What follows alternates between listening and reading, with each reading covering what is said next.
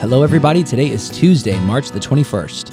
I'm Ryan Hill. I'm John Galantis. And you're listening to Clearview Today with Dr. Abadan Shah, the daily show that engages mind and heart for the gospel of Jesus Christ.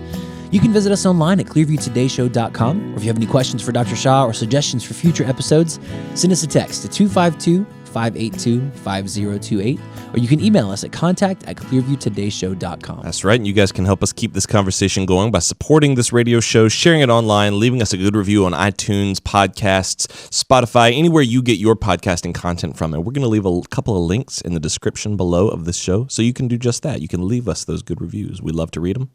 We love to eat them. Yum, yum, yum, yum, yum, yum, yum. We actually print them on edible paper and snack on them in the office. On edible paper. No, we don't do that. What is edible paper? You ever see, they make, it's like made out of sugar or something. You can print and like write on it, and it's for like. And you can eat the paper? Yeah, it's made out of sugar. No, I've never seen that. Yeah. Can you turn it in like as an office memo? I wouldn't.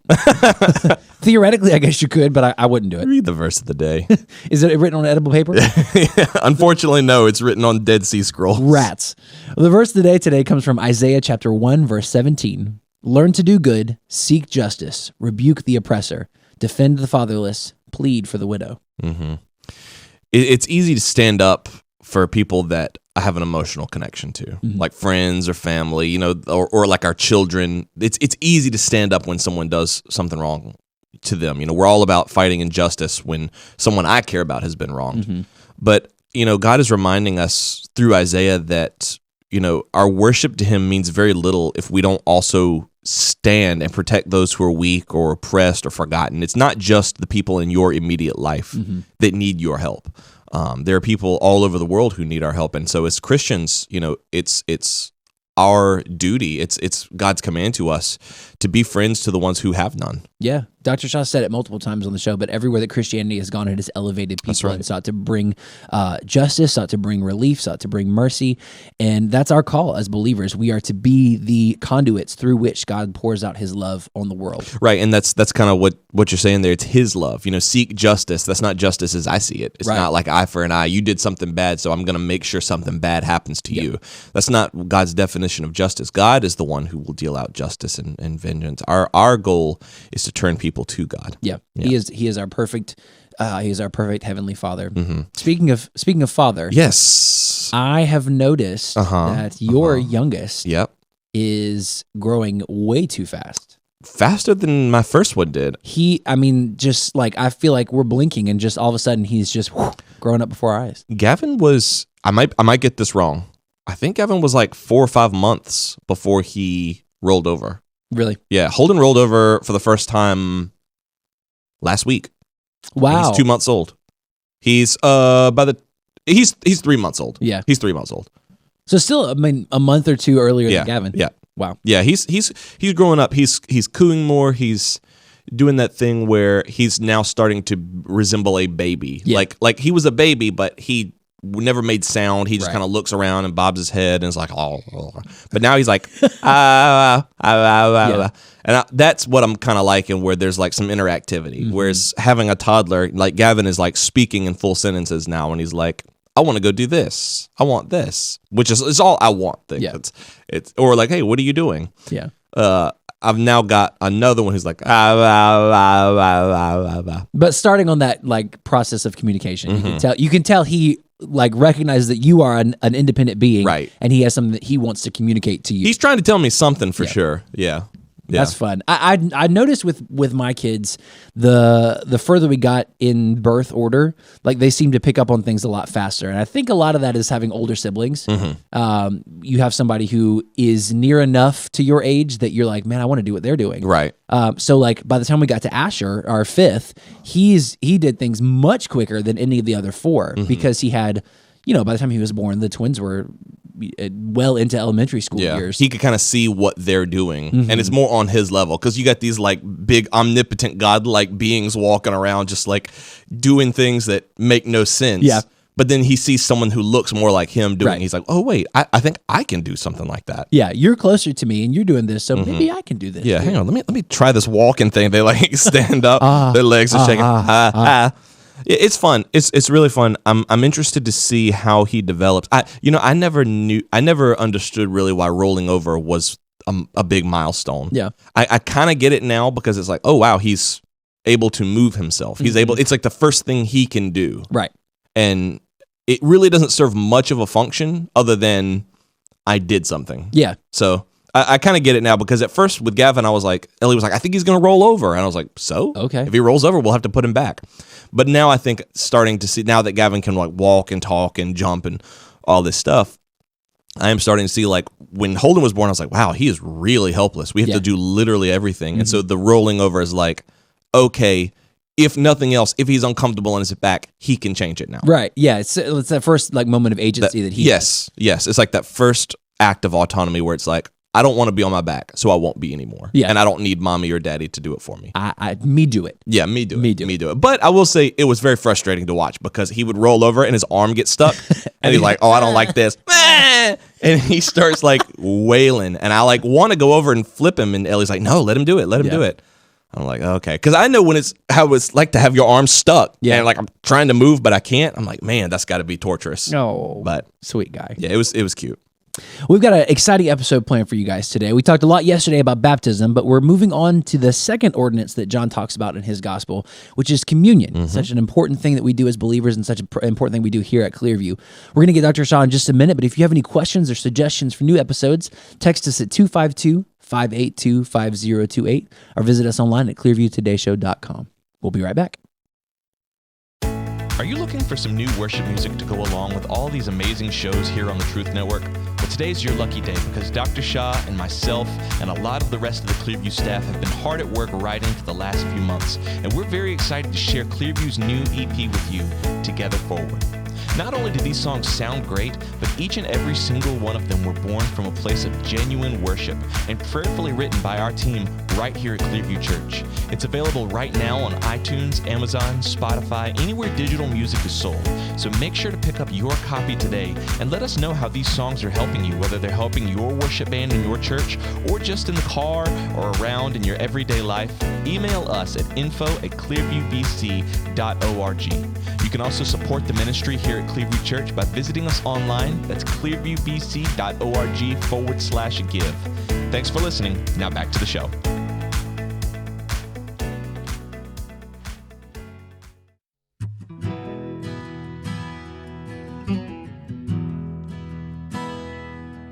Welcome back to Clearview Today with Dr. Abadan Shah, the daily show that engages mind and heart for the gospel of Jesus Christ. You can visit us online at clearviewtodayshow.com, or if you have any questions or suggestions for future episodes, send us a text at 252-582-5028. That's right. And if you guys are joining us for the first time, we want to let you know who's talking to you today. Dr. Abadan Shah is a PhD in New Testament textual criticism, professor at Carolina University, author, full-time pastor, and the host of today's show. You can find all of his work on his website. That's abadanshah.com. That's right. And if you're not already, make sure you follow along with his Facebook page, Abadan Shah PhD, his Public Figures Facebook page. You're going to get a lot of content, some that's related to Clearview Today, but also some that is related to like the scholarly realm, helping you grow in your understanding of God's Word, helping you apply it to your life. Dr. Shah, welcome to the studio today. It's good to be here. Happy Tuesday. Happy Tuesday. Happy Good to see everybody here around the table. Tuesday. Happy Tuesday, Esther. Spell that. TOOSDEE. Tuesday. It's better than Tuesday. That's which true. Is what my mom there is would no say. CH in Tuesday. Well, on this Tuesday, what we want to do is we want to continue the conversation that we've been going through, talking about the different ordinances that are in the Gospel of John. Right. You preached a message a while ago. We talked about it yesterday, water, bread, and cup, as we talked about baptism and what that means for the life of the believer. But that's not the only ordinance that John talks about in his Gospel. That's right. And it's the Lord's Supper or the communion is the other one. Now, once again, for the benefit of our listeners, viewers, John has a way of using what is known as, I'm trying to make sure I get the word right over here, the Greek word, I'm missing it here, paroimia. Okay, paroimia is a word that uses imagery to draw us closer in our love, our fellowship with Jesus Christ. Right. Okay, so it's paroimia. So he uses symbols, he uses signs, he uses special words like water. Keep in mind, Gospel of John came maybe a decade or two after the Synoptic Gospels, Matthew, Mark, and Luke. So he does not prescribe baptism, he simply assumes it. Right. That it is already happening in the life of the church. Right, because it's not like it says like, and then Jesus came down to John the Baptist and was baptized. So what that means is he was dunked under the water. He just is like, hey, this is what happened. Right. I trust that you know what this is. And even if you, it doesn't have the word baptism there, just the idea of water, it had a special meaning for the early church. They knew that water is baptism. It was so prominent for them. For us now, it's become like secondary, tertiary, optional, but not for the early church. Baptism was a very integral part of their lives. That's a good point. Because we even say that sometimes that it's a secondary doctrine or it's a tertiary doctrine. It's not one of those required for salvation, therefore it's secondary. Well, we qualify it like, a person's talking about getting saved, like, yeah, and you should be baptized, but you don't have to be. And you don't have to be saved. Well, Yeah. no, I mean, the water doesn't save you, but it's expected as an act of obedience. And what is that? I want to guess into another conversation here, but what does that imply about your understanding of salvation if that's the only thing that makes it a primary doctrine? Maybe it's, I just want to go to heaven, and that's the only thing that's primary. Right. Everything else is kind of... my sins are forgiven. My debt has been released. Atonement has happened. What is the going in the water thing? Yeah. So you see what we've done to baptism. Just because there's nothing magical in the water, it doesn't wash our sins away. We don't believe in baptismal regeneration as some denominations do, that you have to be baptized in order to be saved. Just because we don't buy into those false doctrines does not mean that baptism is not important. It's very important. That's right. So also communion. Communion was also a very important part of the church's life. And just like you find water, several times in the Gospel of John, so also you find wine and bread many times mentioned in the Gospel of John. Think about the first miracle in John chapter 2, wedding at Cana in Galilee, and that's where Jesus turned water, right? If they had said that in the early church, it would be like, oh, like baptismal water into wine. Oh, that's communion. Right there, so they equated wine and bread with the communion. Then you come across passages like John 15, where Jesus talks about "I'm the true vine." Again, in a sense, a mention of communion. And then John chapter 6, where Jesus, takes 5 loaves, 2 fish, and feeds 5,000 or 35,000 people if you add women and children. Again, that's a symbol of the bread. And then, of course, he talks about wine again and again. So the whole point is this. Jesus, in the Gospel of John, baptism and communion are very, very, very important. Now, when we come to the end of John's Gospel, John 19, you see both those ordinances coming together in one place. Albeit, baptism and communion are not mentioned, but when the soldier comes and pierces Jesus' side, what comes out? Blood and water. Blood and water, right? So in some ways we can say, oh, that was just to emphasize the fact that he was human. Yes, true. But if you're a first century church and you're listening to blood and water, you perk up because you know what that means. That phrase. It's a reference to the communion and the baptism.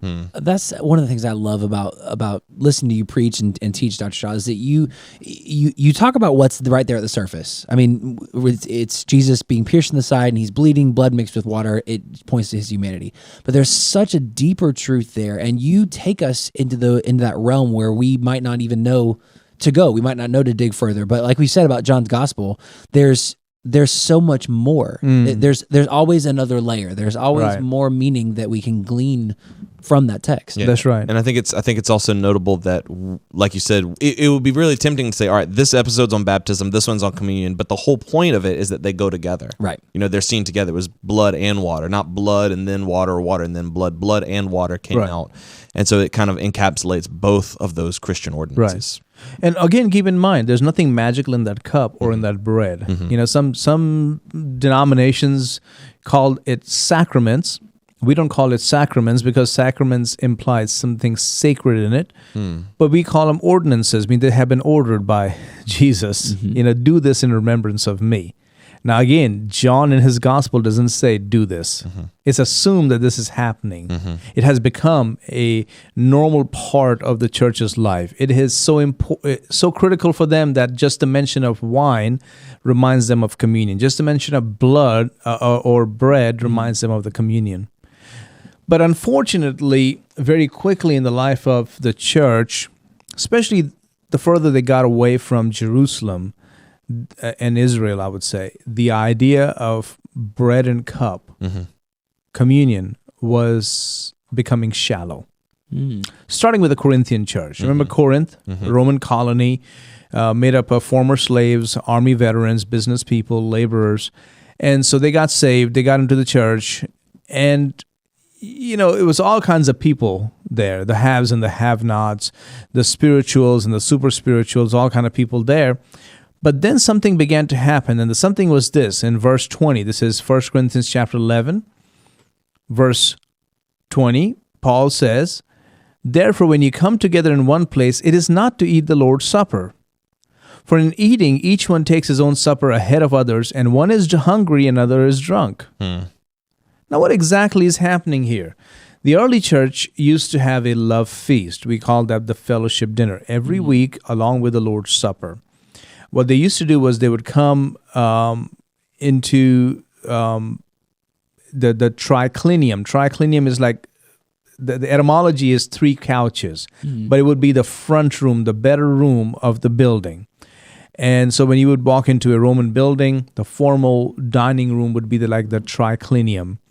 Some of the Christians would get there early so they can get into the triclinium, claim those couches, claim those nice open. Want to get their seat, want to get them comfy seats first. Yes. Ain't nothing new under the sun. Yeah. 2,000 years later, we're still doing the Cutting same in line to get the thing. comfy chair. And unfortunately, the late comers, what they got was the atrium, which is, like this lobby or this foyer. The little metal man. folding chairs. Poor guys. Well, no chairs. They're just standing there Just waiting. standing room gross. only in the lobby while Oh, they have homies to wait. chilling on a They have to beanbag. wait their turn. Yeah, one is hungry, another is drunk. What does that mean? I mean, it says in verse 21, "For in eating, each one takes his own supper ahead of others, and one is hungry, another is drunk."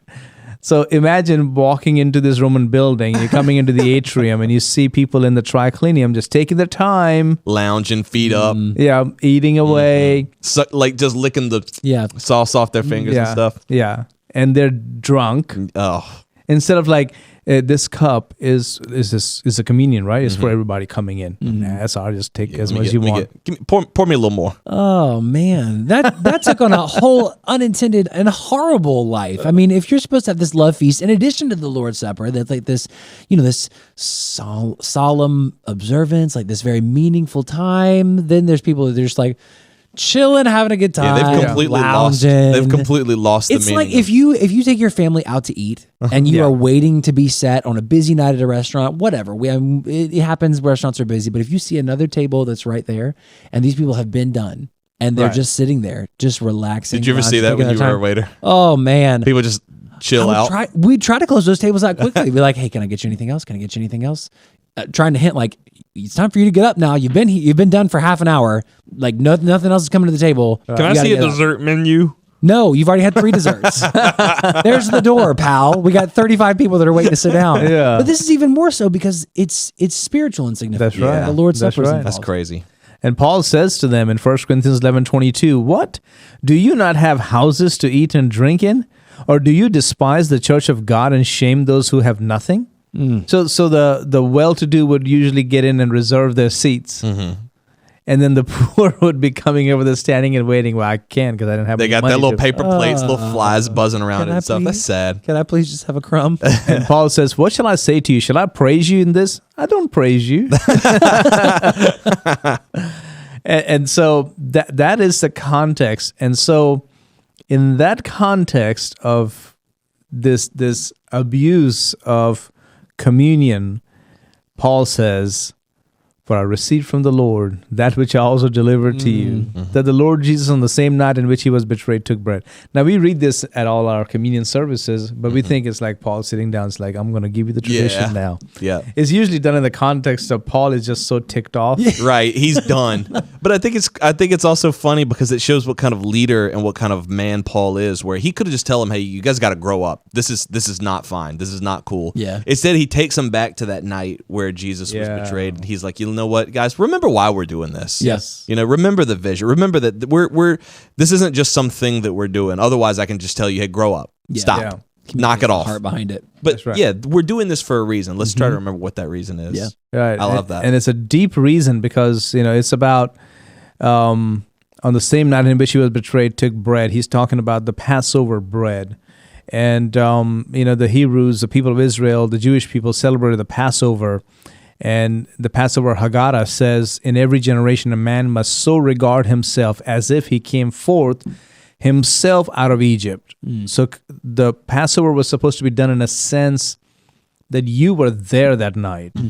Well, I wasn't there. That's like 500 years ago, or that was like 2,000 years ago. No, when you take the Passover with your family, you have to visualize yourself as if you were there on that fateful night when Moses went before Pharaoh and said, let my people go, and he didn't listen. Now comes the death of the firstborn, and you have to leave. But make sure you put the blood of the lamb on the doorposts and the lintels of your house, and you eat that unleavened bread, and you're ready to go. Remember that feeling? Remember that dark night? That's how. So also when you take the communion, you have to visualize yourself as if you were in that upper room. Yep. Yep. You're sitting with Jesus. It's very somber. Judas has just, been exposed. And how do you feel? Sense of fear, doubt, anxiety, confusion. So many emotions are running through your head. You have to go back to that night, not hanging out in the triclinium. Right. Pour me some more, man. There you go, man. That's not where we're remembering. Hey, look, hey, when they make more money, they can come in here and do the same thing too. And it's interesting that you say that, and I think it's just speaks to a very deep truth, because of all the times I've taken communion in my life, there is that air of somberness. Yeah. And that air of but never until very recently, when we've been talking about it like this, have I thought about, that's by design. Yeah. We want you to go back and remember, or just try to remember what it must have been like for those disciples. They would have been stressed. They're somber. They're sad. There's doubt and there's anxiety in the air. And I think what we do as Christian churches is we try so hard to eliminate that. Yeah. Yep. We want flashy lights. We want cool music. We want everyone to feel welcome. We got the t-shirts. We got the hair, the denim jackets with the fuzz.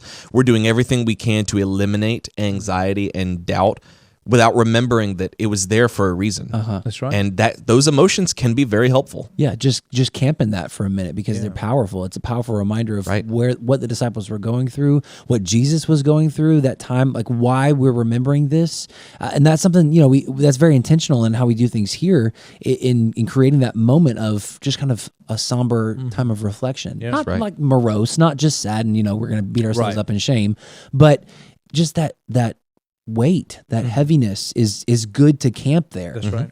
That's right. And then it says, this is 1 Corinthians 11:24. When he had given thanks, he broke it and said, "Take, eat. This is my body, which is broken for you." And then he says in verse 25, in this same manner, he also took the cup after supper, saying, "This cup is a new covenant in my blood." So again, going back to the Passover imagery, the cup of blessing came at the end of the meal, and Jesus, recast it and called it the new covenant. And Paul was telling the Corinthians that under the new covenant, when God sets aside his rights and was willing to pour his blood for us, Jesus, right, was willing to do that. If they claim Christ, they were part of a whole new community where personal rights and free choice to treat people any way you want to are also laid aside. This is a new covenant. And then Paul says, "This do as often as you drink it in remembrance of me." Yeah. There's that covenant is in the blood. And I kind of want to speak to that for a second, because this is a way of thinking that I've adopted ever since, learning under you, Dr. Shah, because I fell into the camp, and I don't know if it's actually a camp, but my way of thinking was nothing symbolizes or holds more weight, symbolizes power and authority and holds more weight than the empty tomb. That's how I used to think. The empty tomb is the culmination of everything. That resurrection, that's what everything is leading towards.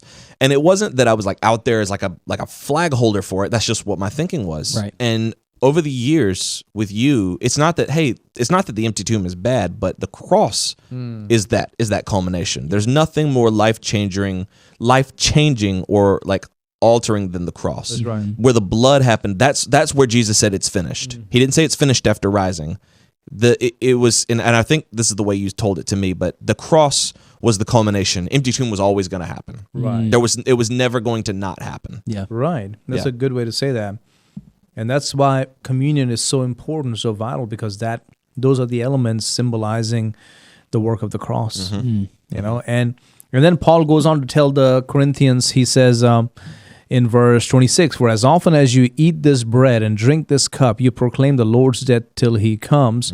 Therefore, whoever eats this bread or drinks this cup of the Lord in an unworthy manner will be guilty of the body and blood of the Lord." Wow. So that's a tough passage. Yeah, especially because we don't know, or I don't know if does he specify what it means to take it in an unworthy manner? Well, I mean, they were like, one is hungry, another is I drunk. got you. Okay. You know, they were fooling around in the triclinium. Got it. Yeah. Being almost flippant with it. Like whatever. this is my meal. This is my meal. I'm going to gorge myself That's- and then that's- prevent other people from being part of it. And here's a judgment in verse 29. For he who eats and drinks in an unworthy manner eats and drinks judgment to himself, not discerning the Lord's body. For this reason many are weak and sick among you, and many asleep. For if we would judge ourselves, we would not be judged. But when we are judged, we are chastened by the Lord, that we may not be condemned with the world. So, you know, very simple. Deal with sin in your life, God won't have to do it. That's right. If you don't do it, God will do it. So when it comes to the communion, if you straighten up and really visualize what you're doing and why it's important, God won't have to kill some of you. Yeah. He'll put you sick. Yeah. That's a great point. And for those of you who work in churches or in a ministry setting, use that time of communion as an opportunity for reflection, for kind of somber, quiet, looking back on who Christ is and what he's done for you. So important. If you guys enjoyed today's topic or you have suggestions for future topics, let us know by sending us a text at 252-582-5028, or you can visit us online at clearviewtodayshow.com. And don't forget, you can support us financially on that same website. Be obedient to how God has called you to give. Partner with us as we team up together with you, our listeners and viewers, and impact the world for the gospel. Yeah, that's right. We've been seeing so many people commenting to us in person and texting into that number about how much this show is changing their lives. And we use that phraseology a lot, but when someone actually comes to you with a changed life, like think about that for a second, a changed life. I think differently now because of this show. I understand Christ better because of this show.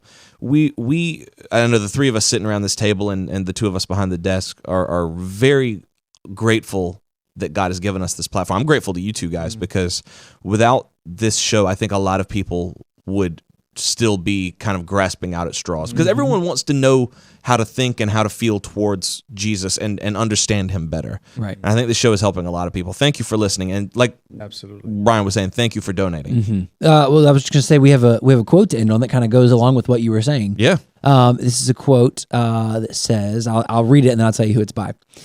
"The greatest legacy one can pass on to one's children and grandchildren is not money or other material things accumulated in one's life, but rather a legacy of character and faith." Ooh, Wow, who said that? That was by Billy Graham. Wow. I thought you said my Billy Graham. Oh, my Yeah, I got Billy you, I Graham. got My you. personal, Yeah. mine, Billy Graham. No, but I mean that's kind of what we've been talking about. It's about investing. It's about this family feel. We were talking about the Lord's Supper. Those words are going to come out in the right order in a second. But it's this family investment. That's it's right. teaching our kids and our grandkids the importance of the Lord's Supper, the importance of things of faith. And that was a big part of Billy Graham's life. That's right. That's something that we prioritize here as well, investing in and training up kids Amen. and younger generations to take the mantle and spread the gospel. We love you guys. We'll see you next time on Clearview Today.